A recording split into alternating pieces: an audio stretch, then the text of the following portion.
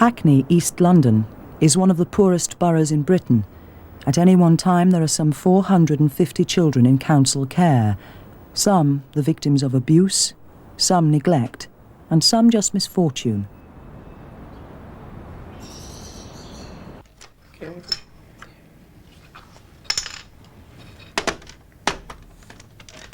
Good girl. What is that now? Finish. What's the rabbit? What is it? Oh.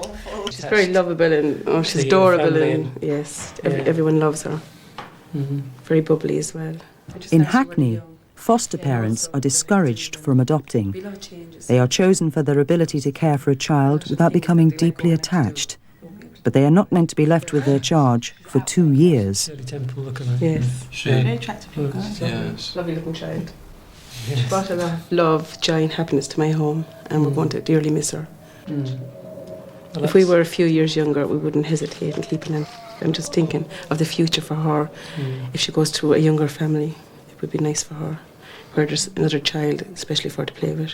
Yeah. I mean, perhaps you could just, Doug, just briefly give us a rundown on a brief history, a social history of Annie for the meeting today. Right. Well, Annie first came to our notice shortly after her birth, actually, in September of '92, when certain injuries were picked up by the hospital, which didn't appear to be non-accidental in origin.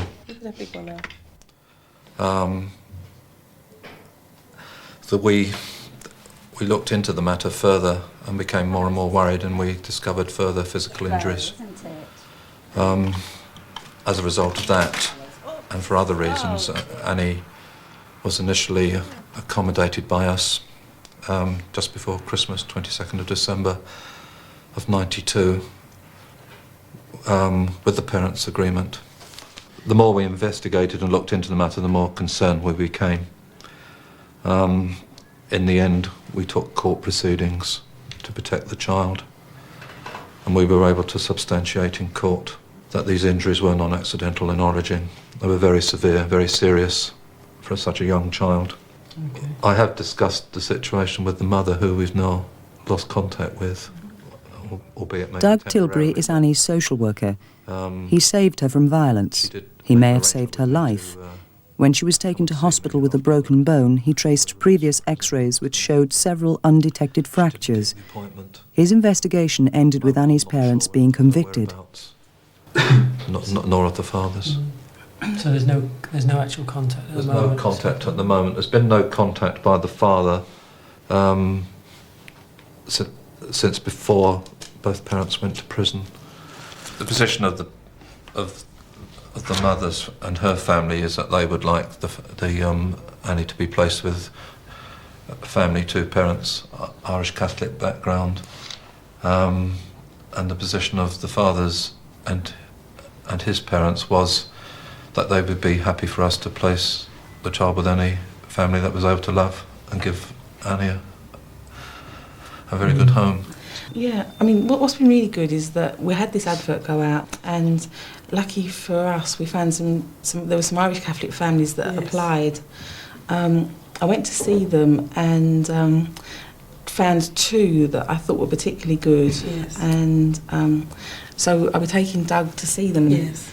Both families seemed to be highly motivated, very loving and very committed and eager to make the space in their lives for a child. They've both got gardens, they've both got cars. I would like to establish the principle that we don't, if for any reason neither of these families are suitable, we don't feel pressurised into accepting one.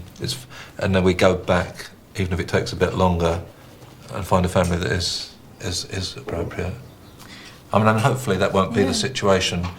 I think I'd be surprised, as it happens, if you didn't like one of them, because they're both... I'm sure I like both of them. It's not a question of liking them. No, I know it's not liking them, I'm sure... It's a child in the family. Anyway, that's you might like them, and we all might like them. I'm sure I won't dislike them. And we begin a preparation process, and that is the point where we delve deeper into those families. Yeah. But I suppose, like Margaret and myself, we build up a picture of the appropriate family, the ideal appropriateness. And well, we all have fantasies about what we'd like. well, absolutely. Well, it's not a fantasy. I don't think she's there. There are many competing and suitable parents for young white children like Annie, but there is little demand for older children, especially if they are not white, or have brothers or sisters, or special needs. 6-year-old Cress and her 4-year-old brother, Lamel, are hard to place. They are both very sociable and pleasing children, which is, I think, quite common with children that come into the care system. They desperately want to be loved and liked. They were described by their foster carers like a little married couple. Very likeable children, very easy to be with. And, you don't say that about every child you're home finding for. Selina and Sharon, members of Hackney's long-term placement team, are under pressure to find someone to adopt Cress and Lamel. The case was referred to them 9 months ago. They are about to reassess a 40-year-old woman who was approved 2 years ago. She was on the verge of adopting a child when the child was instead adopted by a relative. She's a single parent. She's got an absolute lot to offer to any child, and in this case, these 2 children actually well matched to her. She's bubbly, bright, caring. The children are going to love being around her because she's actually quite fun, but she's got a mummy personality. You look different. Do I? No, I don't. I haven't lost weight. No, I have. Oh, I did actually a while back, about a month ago. Social workers rarely consider white couples suitable as adopters of black or mixed-race children. Selina and Sharon believe Eleanor Fontanelle, although a single parent, will provide the correct cultural background. But the council will have to spend £16,000 extending the house she shares with her 19-year-old daughter and her grandson. How could you be a what? I mean, look at that face. Before I forget, I've got some more photos. Oh, have you? Yeah. For you to keep. She's got lots of family around locally, which is something we always look for when we're assessing people. Are these new ones, are they? No, they're out of the same bunch. Yeah. We thought we'd let you have them. Oh, lovely. Look at them together. Oh, you could see the difference, actually. Now you put them together in one picture. Yeah. The height. It's been hard work, I would say, trying to find parents for these 2, because everybody wants to adopt a baby. These 2 are 4 and 5, and I think adoptive parents usually they want to start from scratch and watching the child grow up. And of course, Eleanor will have missed out on 4 or 5 years of that. Yeah. And I'll probably entertain your grandson. Oh, good. It's a good point about should there be a father, and it's a contentious issue, one that we haven't resolved as a department. What we look for is a good enough, strong parent, and that's what she is, and she has lots of qualities. I wouldn't say there's a blueprint. On the whole, we would be looking for a couple, but she's a very strong woman and has raised a child single-handed already on her own, which is proof enough that she will be good enough for these 2. Right. Okay. Have your hours changed at all? The hours that you're working? No, my hours haven't changed. You start at what time? 9? I start at 8:30. Right. 8:30 till 5. But I must admit, at the moment, I'm going to college 2 evenings a week. What are you actually studying? What are you doing? Actually, I'm an enrolled nurse. I'm doing what they call a bridging course. So it's just really right. So to it's go to from update one. your nursing studies. That's right. That's all. My grandson's my grandson. He's Natasha's responsibility, not mine. I help Natasha, but I don't take over. But I personally feel I've always wanted to become a mother since I've had Natasha. I've always wanted more children. And I personally feel there's lots of children out there who haven't got mums, and I'd like to be a mum to some other children, you know? So that's why I would like to adopt the children. Do you think that you miss not having a father? Well, it's difficult to miss what you've never had. You know, and I hope personally to be their dad and their mother at the same time, you know? And be there to comfort them and discipline them at the same time, which I personally feel one person can do. Better have one person doing it well than 2 people not doing it well at all, you know? And I personally feel I'm able to do it, even without a father, you know?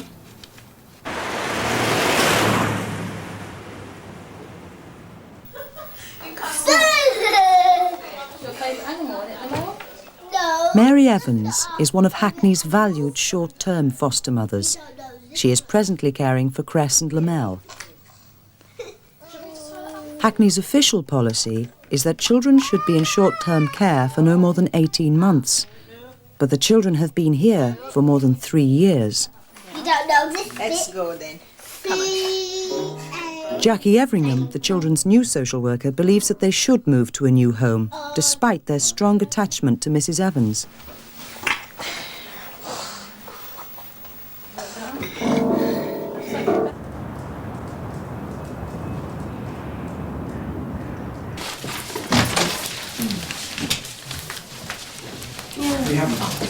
Hasn't started. Every adoption has to be approved by the monthly adoption panel, made up of social workers, counsellors, legal experts and leading voluntary and community workers. Look at the case of two children, K and L. On the agenda today is the future of Cress and Lamel, referred to as K and L. The question is, will a 40-year-old single parent with a full-time job be judged as a suitable mother for a 6-year-old girl and a 4-year-old boy? So we're going to just pick up any points from panel members about any of those issues and discuss them with the children's social worker, Jackie, and the social worker who's assessed Eleanor, Sharon. Are there any points about the case from the paperwork? I'm with you. How is Eleanor going to cope with the two boys on her own? What about possible future relationships that she may have? Because at the moment I understand she's single. To say, Anthony, I think this is a high-risk placement with these children who've been so long where they are. I don't have a good feeling about this. Is Eleanor sure what she's letting herself in for? This is very different to bringing up your own child, even then as a single parent. Having two boisterous children who have left a placement they love dearly. Is she going to be able to cope? I do worry, I suppose. I reflect Jan's worries. I do think that she would be very good for these two children, that she'd actually be able to take on board all their boisterousness and any behavioural problems, anything. She'd actually be able to cope with that. And if she couldn't cope on her own, she'd actually be very good about asking for the appropriate help. It says the foster parent is preparing the children to move on, but the children have been there a long while. And has all avenues been checked out about them staying with the foster parent? Because they're going to be extremely disruptive. I've spoken to the foster carer and she really feels unable, as much as she would like to be able to keep the children there full time. So we've obviously explored the issue now of a permanent family for the children. Yes, because picking up the point that's made, they have been there nearly 3 years. Yeah, very long time. And they had a lot of disruption before going there. Obviously, often we do look to maintain children in their current placements where they've been there for certainly this length of time and not have another move unless it's absolutely unavoidable or unless the care is very poor. My concern would be, do the children want to stay with her? Yeah, they have their days that sometimes they want to stay and other times they're aware that we are looking for a new family for them as well. Because I think at the same time, if she's worried about her age or her health or whether or not we could look in at those issues with her, well, if she's able to stay at the placement, I think it would be useful. I think we should be absolutely sure that Mrs. E can't, even with the maximum offer of support, continue caring for them. And that would have to be, if her care's good, the placement of choice.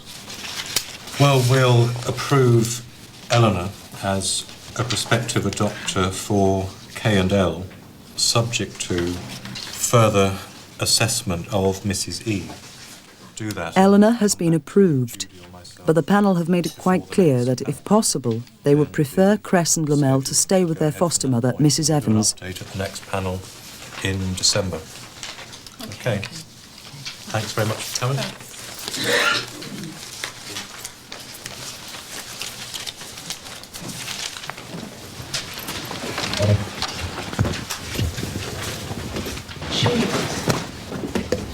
That was hard work. It was real hard work. It was incredibly hard. Yeah, I'd say that was the toughest. Disappointed. I mean, they've got to do what they've got to do, but I think Eleanor will come out on top. I mean, you've been assessing her now for some time. And now they're questioning that assessment, aren't they, really? Well, that's what panel's about. I mean, they do that with any assessment, with every assessment, they question it. That's why we have them. We could encourage... With little more than 20 minutes to consider each case, the adoption panel must rely heavily on the social worker's assessment. In fact, they very rarely overturn a recommendation. But the panel do sometimes defer a decision by asking for further work. In this case, the panel have serious misgivings. Eleanor's a very good carer, and she has been incredibly committed.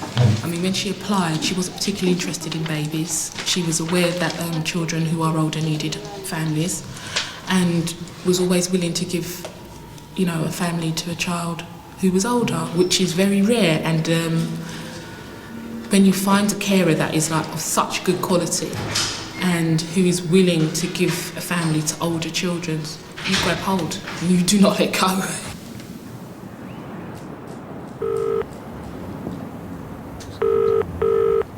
Hello?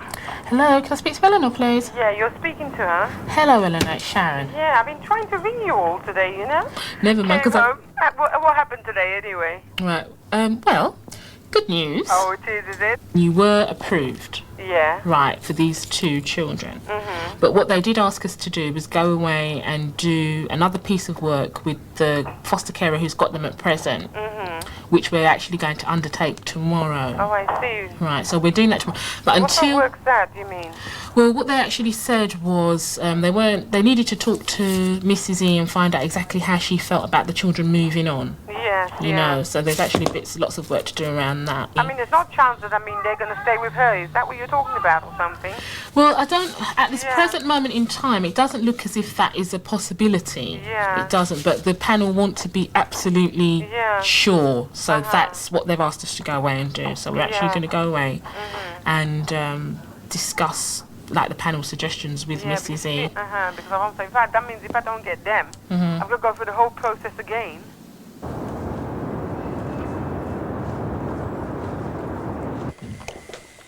Later today, Linda Saunders will visit 2 couples who are desperate to adopt a child like Annie. Hello. It's working now. Yeah. Do you want to look for it yourself? Neither couple will be shown this video for fear of raising their expectations. Oh, here it is. There you go. Only when one couple has been chosen and their 6-month assessment is underway will they be shown this glimpse of their new daughter. Oh, shit. You're the first one to get married and people start saying to you, oh, when are you going to have children? When are you going to have children? You know, come on, hurry up. And it can be hurting knowing that you're trying for children and then people get married 3 and 4 years after you and then all of a sudden they find out they're pregnant. We had a neighbour next door that had no children. All of a sudden they had 2 within the space of 3 years. The neighbours the other side have got 2 children. All friends I used to know when I was in my 20s down the pub. Right. They've all got married now and had families. My sister, I always used to call her me little sister. Baby sister. Baby sister. Now she's even had a baby. And there's me. Right. Still no. Yeah. It was always in the back of your mind that we would have children. But we never thought we'd actually finally have to adopt. I'd like to think there's progression as well. Stephen Campbell works as a station manager for London Underground. His wife Naomi works as a part-time cashier. Shall I say a little bit about like the child that, or has Linda said a little bit of it? I said a little bit, but I was a bit cautious about saying very much because otherwise the couple's expectations, if they're not already really high, become extremely high, and then which you can't help. You know, which you can't. You actually can't help. I mean, as I said to you, you know, whatever happens, we as a borough do want to assess you. You know, whatever happens. So that's really up to you, Doug. I mean. Yes. Well, I mean, I think it's reasonable to tell you that we're looking for a couple of Irish Catholic background for a young female child who's currently under 5 years of age. Well, I am a Catholic at Stephen's Church of England. Right. And we were married in the Catholic Church. And we always said, you know, when we did have our own children, that we would bring them up as Catholic. Right. Something you have to do, you know. Something we both swore to in church, actually, that the child would be brought up as a Catholic. I mean, if this child was to come to you, how would you feel about one of you maybe giving up their job? Oh no, we've spoken about it. The child would need, in my view, a lot of input. Well, I couldn't. To be honest, I couldn't afford, with the two of us in the job want you home with me all day anyhow. I wouldn't give up my job because it's too well paid. Right. Well, I think a huge question, probably for you both, and I'm sure you must have thought of it, is how long is it going to take us after today to be letting you know what's happening next? So, over to you, Doug.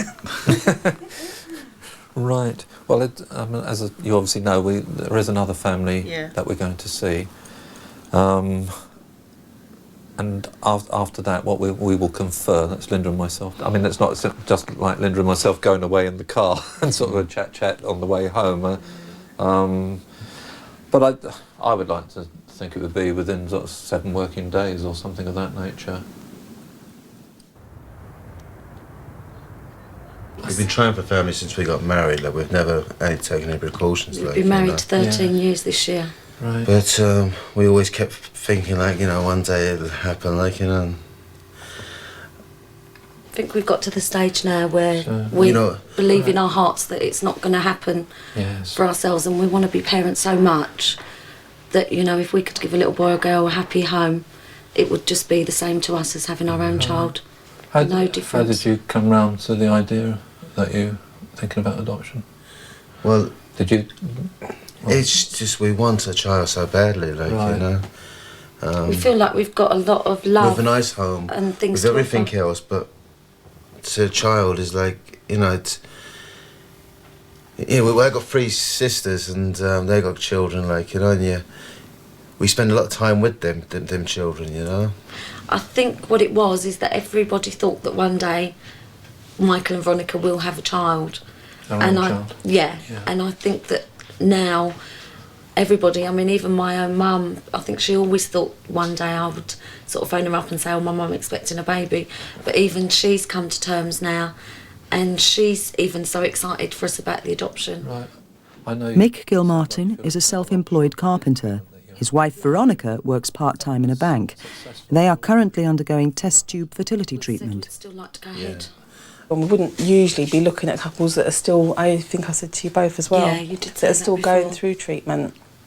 But the fact that, you know, they both come to terms with everything so well, really, and seem to have done a lot of grief. And I mean, Christmas was the last treatment, wasn't it? I just had the treatment done at Christmas. Yeah. I mean, really, we've been together 13 years, and we have been through like an awful lot in those 13 years. But in ways now we have come to terms with it, and this is something that we really are looking forward to. Right. You know, whether the IVF works or not, we really, in fact, the IVF, to be quite honest, is taking second place at the moment. You know, this is all that we've been sort of thinking about the last couple of weeks. We haven't thought of anything else. Who else is coming to see you today? Do you remember you spoke to them on the phone last week? Can you remember? You must remember. The mum. Who? My new mother. She's coming today? Yeah. Did you remember that, Lamel? Yeah. You did. No. No, you didn't remember. She's not coming. She is. She's coming today. She's coming in a little while to see you. To see you both. Because you've not met her before, have you?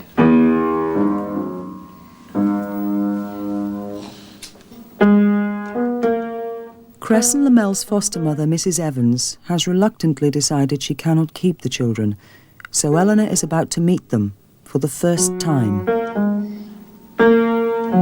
What's wrong? What's the matter?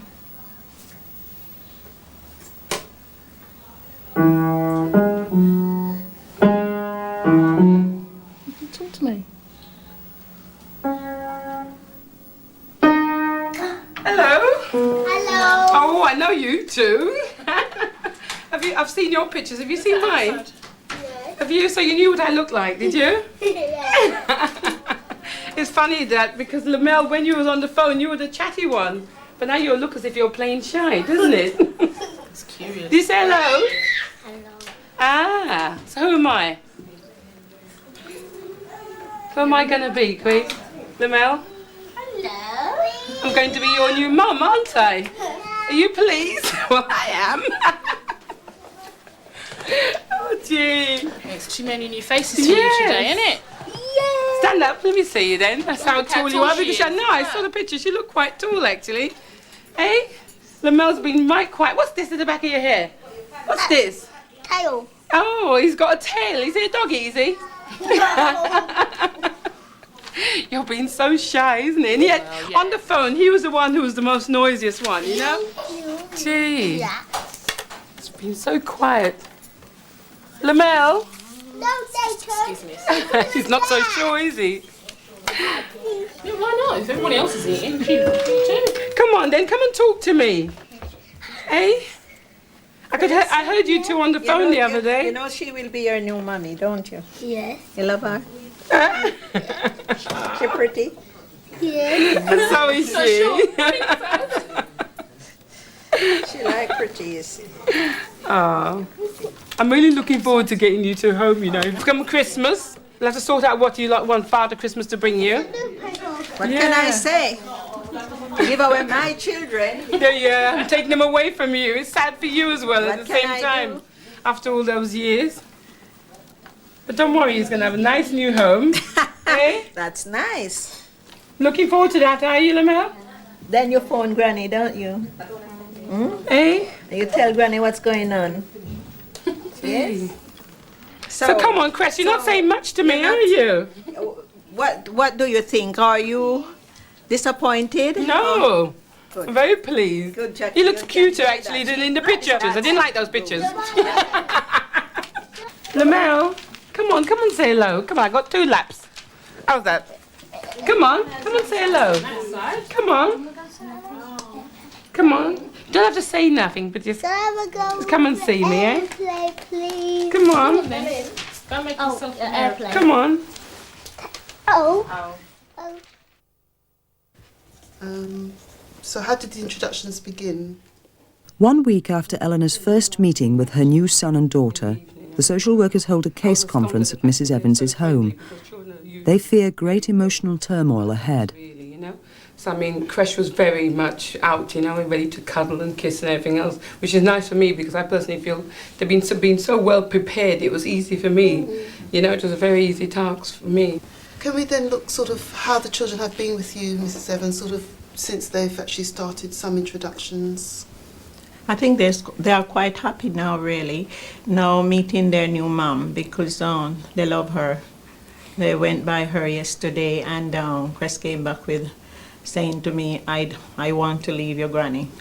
I want to go to my new mum. So they are quite happy. And before meeting their new mum, they were quite good. They are nice children. I call them very good children. My children.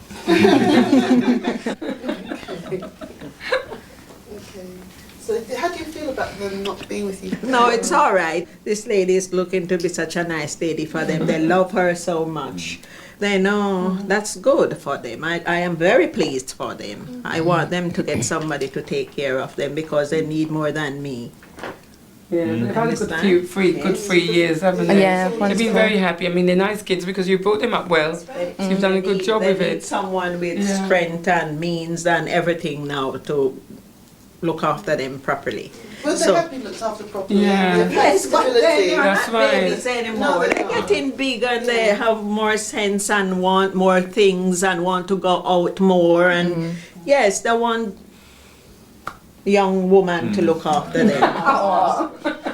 Yes.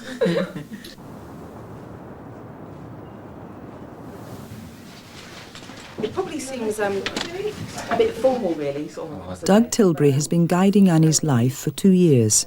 Soon he will relinquish his responsibility, but first he must make a critical decision. Linda has found 2 couples who both match Annie's background. Which one will receive Doug's blessing?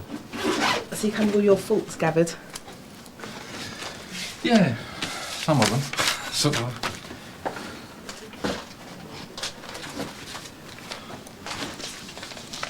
In essence, at least in my own mind, I've narrowed it down to the fact that the two remaining options are these two families, which we need to discuss today. We've been able to talk through with Margaret about her feelings about that, and it's been very difficult for her. Very. But she's made the decision that it's right for Annie to be placed with another family. I mean, I have to say at the outset, either family is really good, and I think so. I was impressed by the way that both of them were coming to terms with the fact that they couldn't have children. Very, very painful decision for them. And it strikes me that both families meet the religious requirements. So. Well, insofar as one practices and one doesn't practice, so the first family, Naomi and Stephen, they'd say that they would go to church. If we asked them, if we said, you can have this child if you go to church, they'd say yes. And not that we do that, of course. No. But in reality, I think in real terms, they actually wouldn't. Although they would send the child to a Catholic school. Right. And they do love Ireland and what Ireland represents. Now, if you're wanting a family that actually practices, then the second family, Mrs. again doesn't practice. She's nominal. Right. But Mr. actually has the church as quite a central part of his life. He visits almost every week. We wanted to accommodate the birth parents' wishes, didn't we? One of the things they were saying, even though they don't practice, they actually would like the idea of a practising family. Yes. And so if we are accommodating their wishes, well, I know you're not, but if we are looking at I think that's more to do with the extended family's feelings on the mother's side, particularly. I think, I mean, ultimately, I guess you could boil down to, you know, which is the family that your gut goes for. But before that, I think it's more important to be saying, is there some real tangible thing that would make us go for this family as opposed to that, in your opinion? You've known her since she was a baby. And I've only known her since she's referred to you. Well, have to. I know that you believe me when I say she's energetic, because sure, Margaret says the same. I think if I'm thinking of energy and who's got the most sort of verve and warmth, I tend to think that the second family would reflect that aspect of her character more accurately. I think the second family are a wee bit younger than the first, but nothing significant. Nothing significant. No, a couple of years, that's not... Right. I mean, well, you see, I think it is going to be difficult at the beginning, as we all know, for Annie to transfer from a family that she's already formed strong affection to a new family, and the new family, whichever one it is going to have to go through hell, I imagine. And it's very difficult. At the end of the day, they both got to be extremely strong to cope with all of that. I mean, so who would you see as the stronger of the two? Oh gosh, well, because that's the other side of energy, isn't it? I mean, like at the end of the day, who's got the staying power? Life would be much more predictable, I think, in the first family. I think, you know, Dad would come home at a particular time and Mum does this, and then there's much more predictable. And I think there's that bit more spontaneity, perhaps, in the second family. I think Veronica can be scatty. She's, you know, but responsible and scatty. Yes. And Naomi, I think, tends to be pretty even, you know, as opposed to... I don't know. I suppose what... I think that deep down the decisions probably finally rests with you. And as both families have got so much to offer and their strengths and weaknesses seem to balance each other out, you know, I wonder what would make what decision you would come to and what that probably would be based on, really, I guess. Well, that's part of why I'm here today, to listen to what you have to say as well, because it's a bit awe-inspiring. Like, I think it's very difficult. Coming down to one person to decide it, that's why I've been going around. I think when you've got two families that have got so much to offer, it's really difficult. And in the end of the day, both families can't have the child. I just think that... I'm trying to think what the word is. My feeling is that the first family are... because they're slightly older, that dreadful word is slightly maturer in their just outlook. Different characters. Yes, but yes, different characters. I mean, they would approach it at a more, not such a rush maybe, or maybe the other couple would slow down. You see, so I mean, like, it's very difficult on the basis of one visit, and you've met them what, twice now? Okay, so really you want me to make the decision? No, I don't. But I'm just saying it's like it swings and roundabouts on how we. What about her likely abilities, her intelligence, her likely future abilities? I mean, has she got leanings in her history that might lean towards, I don't know, music, art, being an academic or not? I mean, if Annie's parents were a whole family of high flyers that were highly intellectual, and the chances of Annie being like that, then I'd go back to the drawing board, I'd advertise. Because although both families are, well, I don't know, maybe I'd go for Stephen in that case, perhaps, actually. And what I'm trying to get to you is that you know the history, you know the character, you know... Yes, if you look at the family, you know her likely leanings, her likely... what her potentials are more. And match that then to the potentials in the families that are shown. Yes, but it's not as straightforward as that. But, you know, we do have to come to some sort of conclusion, really, and work out who we're going for. Who are you going to go for, Doug? Well, I want to talk about everything before I decide it. I mean, Yeah, but the thing is, we could realistically talk for hours. Maybe we'll have to, but I mean, I just want to get it right. Well, we have to get it right, yeah. I mean, I mean, what... Another important consideration is the number of children that are within reach of either of these families. They haven't got any... I think you think that I'm erring on the side of the first family, but I'm not. No, I don't mind. I think that you have to err on the side of one family because you're the ones, I say, that knows the child. You've played with her, you've talked to her, you've seen her grow up, you've met her mum and dad, you've been to Ireland and visited the grandparents. You know, you hold a lot of her history.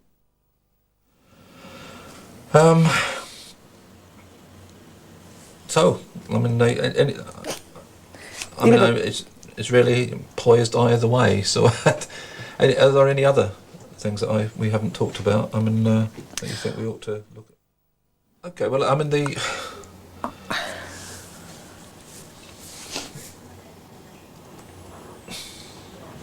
well, I mean, I've been sort of weighing up all the sort of all the sort of advantages and strengths that the family has. Do you think that either? Can I just ask? Do you think that either of these couples have got any weaknesses that we've talked to? Or was I think primarily on there. Of course. I mean, you know. Well, that are relevant. You know, sort of would have.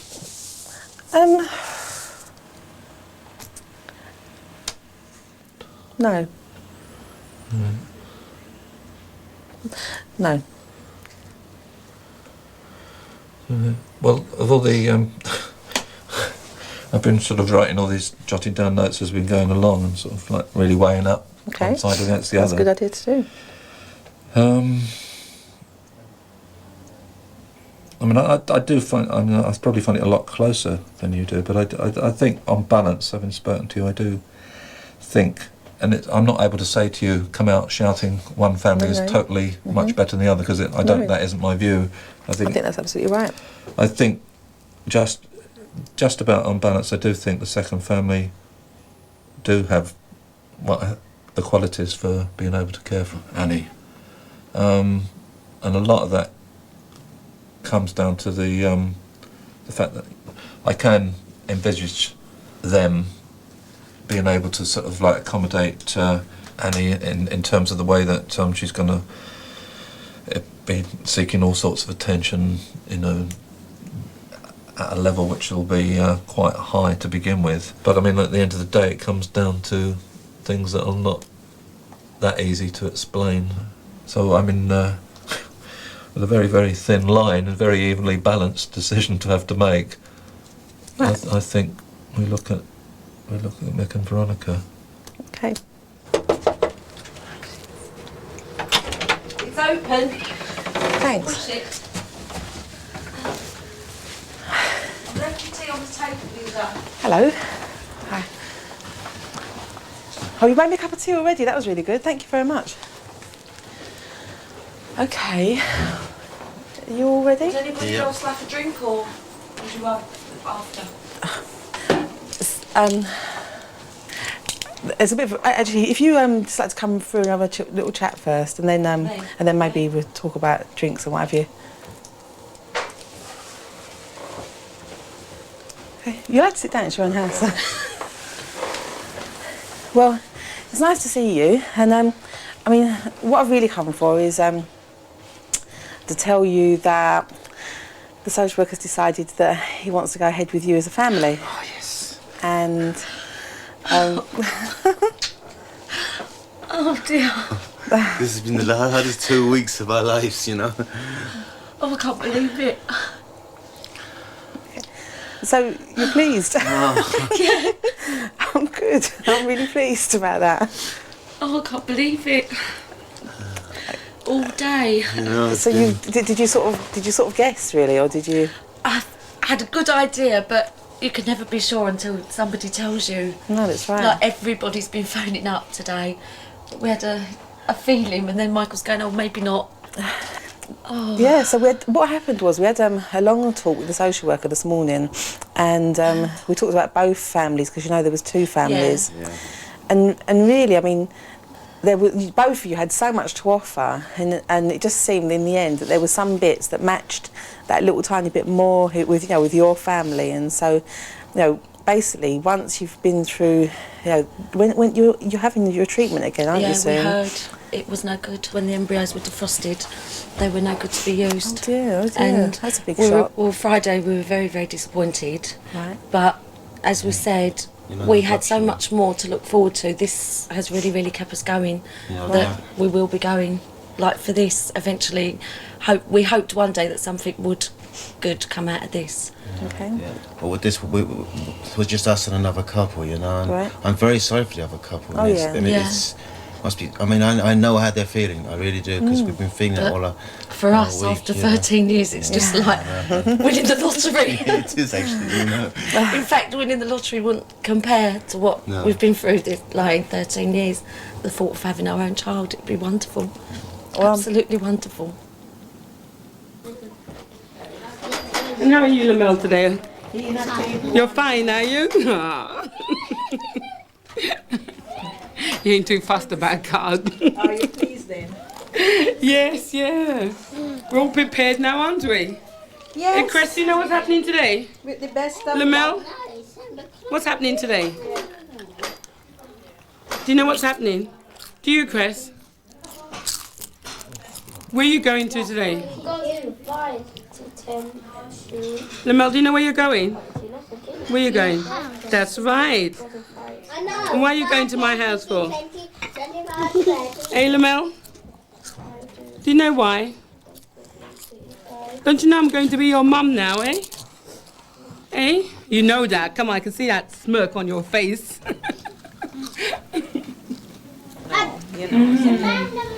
That's right, because your family actually are used to them always being here as well. So it's not just you going to miss them, they're going to miss them as well, aren't they? You know? Your babies. It's hard, you know? I must admit, I'm happy for myself, but I'm happy for you at the same time. Yeah. Can't believe it. This is the best really, bit. You know? Being a mum with two all in one day. And I got one of each sex all in one go as well. That's right, it's best bit. 2 different ages. Not waking up at night. It's not the best day for me at all, not the best. But then, as I said, life must go on. Life goes on. You've looked after Chris and Lamel for quite a long time. Yes, a good time now. Quite a good time now. You must have got very close to them. Yes, quite. But then there's someone who needs them more than me, really. And it's no good saying I can't give up because I'm hoping that she could make their life a better life for them. So I should just take it with a smile and say, God be with you. I do believe that she is capable of taking care of these 2 children. She looked like a real mother to me. Someone else have a go now. And they really need a mother. Come on, to be fair, you gotta let him have a go. Come on. That's it, and then let him have a go afterwards, right? Bye-bye. Come, give Granny a kiss. Yeah, good girl. They got to say goodbye to everyone inside as well. Yeah. You come and say goodbye to your auntie. Come on. Inside. Go on. You must hold that toy over. Go on, Dada. They don't even realize what is happening, honestly. They're just too little to know. Difficult for them. Difficult for you. Anyway, I'm pleased for them because they need this woman. Because it's not all of us are carers.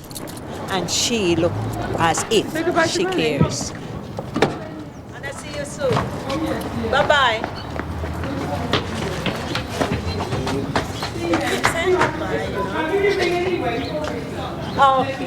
Okay.